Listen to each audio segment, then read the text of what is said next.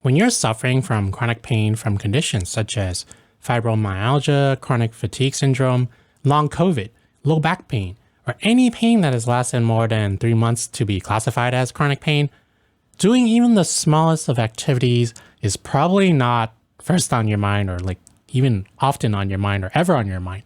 My goal is to help you overcome these barriers and to help you to live the most fulfilling life that you can for chronic pain. So how many of you may be stuck due to your chronic pain? How can you overcome it then, right?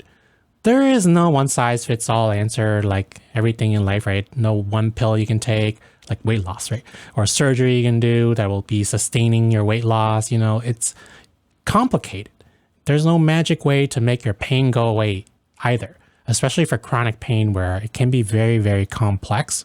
So if someone tells you this, buy this or take this class or do this surgery or do blah, blah, blah, and your pain will magically go away, you should be skeptical, even if they are a healthcare provider. You know, it's not that simple. And if they're not addressing the holistic picture when it comes to chronic pain, you might want to talk to somebody else. Chronic pain is a very complex condition. You probably know now because if it was that simple, your pain would have been solved already. You would have fixed it, right? But that's not the case.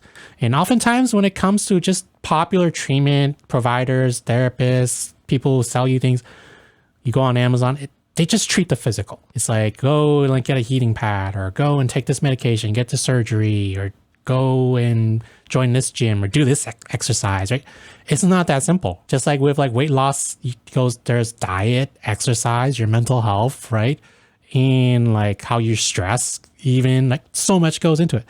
Guess what? The same thing applies to pain as well, even down to like how you rest, how much sleep you're getting. So what I'm getting at is to treat your chronic pain, it takes a holistic, comprehensive approach that is tailored actually to you in your interests. I can tell you go to the gym, but if you don't like working out, guess what? You're not going to do it. And then you're going to end up kind of like in a rut, right? So it should be tailored, your plan for your chronic pain to your interests, your background, your culture, your gender even, your environment, where you live, who your social supports are, and what you have access to. So that can be one challenge again when it comes to like a video for like talking about pain. But I want you to really think about that. And if people, like even your doctor has kind of encouraged you to think about all these factors, and if not, then they're probably not treating you holistically when it comes to pain. Pain, probably people believe you may be included in this kind of belief is that pain means injury or hurt means injury and ouch, you hurt yourself or you're getting worse or it's not stable anymore. That's simply not true. I'm not talking about acute pain like when you sprain your ankle, you get into a car accident. No, then yeah, you're injured. You got to go to the emergency room or go see a doctor. But in terms of chronic pain that's been going on for years, that is stable, when you feel pain in those moments with the chronic pain, it doesn't mean that you're injured, actually. In fact, very opposite. You're probably more healed and further along in the recovery than in the past. Let me give you an analogy. When you eat, sometimes some people experience sensitivity in their teeth and their gums and their nerves to cold, like eating ice cream, and it hurts, like there's like a sharp shooting pain.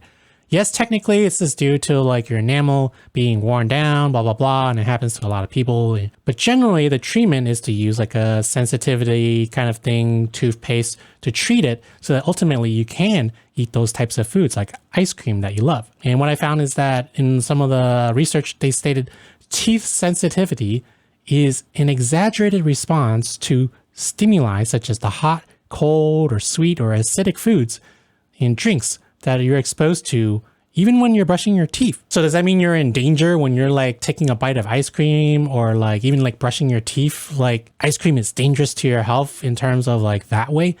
Well, probably not in terms of like your overall general health, but I'm talking about like immediate danger, right? Does it mean harm? Does hurt equal harm when it comes to this ice cream when it makes contact with your teeth in this regard? No, right?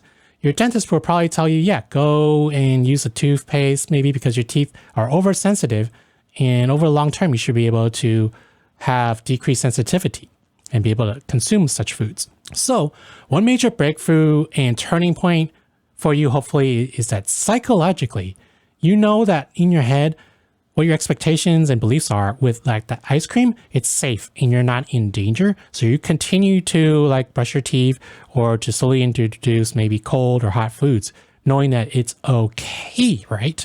And you're doing actual things despite this pain, right? So this is the same concept when it applies to chronic pain. Just because you hurt does not necessarily mean that your body is in danger or it's broken or getting worse. It likely means that your brain is actually oversensitive to the pain. But is this even possible? Right? How is that so? It doesn't seem like that's the case. We're actually hurting. But going back to that teeth sensitivity analogy, right? That tells us otherwise. One thing to understand is that pain is ultimately perceived or felt because your brain tells you that you are in pain. It's not because you're actually injured or necessarily getting worse. Think about your own chronic condition. It may be that doctors have even told you that your condition is stable, you should be improving. Scans such as x-rays or MRI show that your condition is stable and also maybe even improving. But another thing to note is just because a scan or test or MRI or snapshot of something tells you that you're like hurt or damaged or injured doesn't mean that you're not healing over time, right? It's just one picture, one photograph in the past. So that's also one thing that we can typically get stuck in our head, like a flashback or something, or like mental imagery of like what our scan is, or even the results and what it says, the summary of it. But that's just one point in time.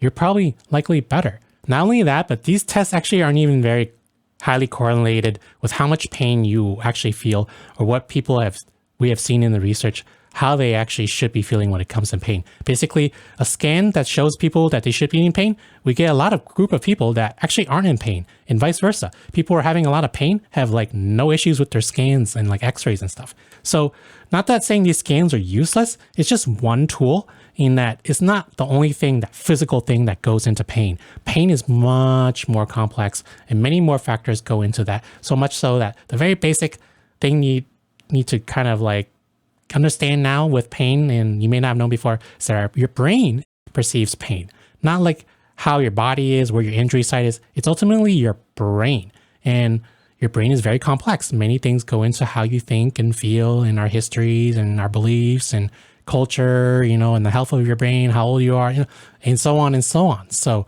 now you see that pain is much more complex than just taking a pill or getting a surgery or waiting for it to heal. One thing you can do is to just take very small steps and to celebrate your small victories. With your chronic pain, it's likely that you have windows of those pain-free periods. I'm willing to bet you're not in pain like 100% of the time, even if it's 99%. With that 1%, are you taking full advantage of it? Take full advantage of those times when you're not having pain. No, you don't have to go out on a long run or go to the gym or anything like that. That's too scary, embarrassing maybe in public, right? Just start small. Do the things that you think will make you feel better. If it's brushing your teeth or your hair in the bathroom in front of a mirror again, then do that. Or if that's too much, maybe just sit down and do that first and then work your way up. Or for you guys out there, maybe it's to shave. So be creative and maybe even modify the activities that you can do so that you can do them again.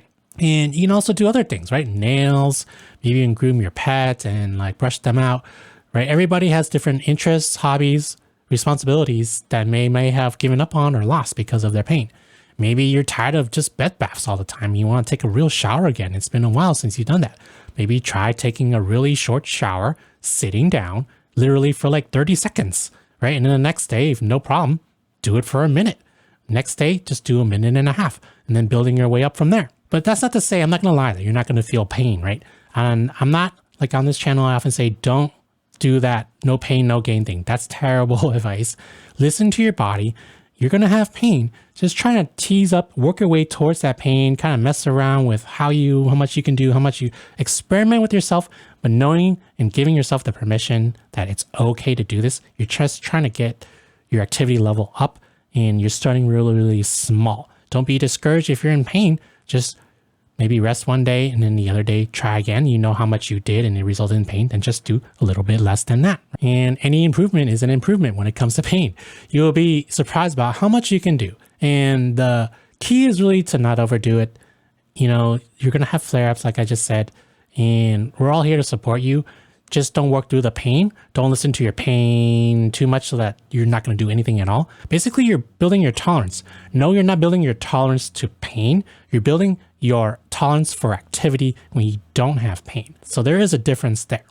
And you're retraining your brain, essentially, how this is working behind the scenes, is to be less sensitive and retraining your brain to believe that it's okay to tolerate these activities, even though it may be causing you pain. You're retraining your brain so that next time you're not so sensitive to it again. And so that the next time you have less and less pain. And that's basically how it works in the long term. And my favorite thing to do, if you can, if it's possible for you, I know everybody's situation is different, go out there and get some fresh air and some sunlight. It really helps to heal and it's very therapeutic.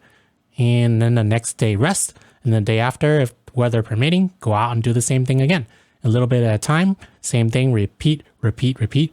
The key is to stay committed to these small steps despite what happens, and then you'll see overall that it can help. So, typically I would say, like and subscribe, this has helped you, but you're not going to notice any results. You just got all this information. So go out and do these things and come back a few months, a week, many years later when it has helped you to support this channel so that it can reach other people who are on the same journey of treating their chronic pain. All right, see you guys out there in the sun.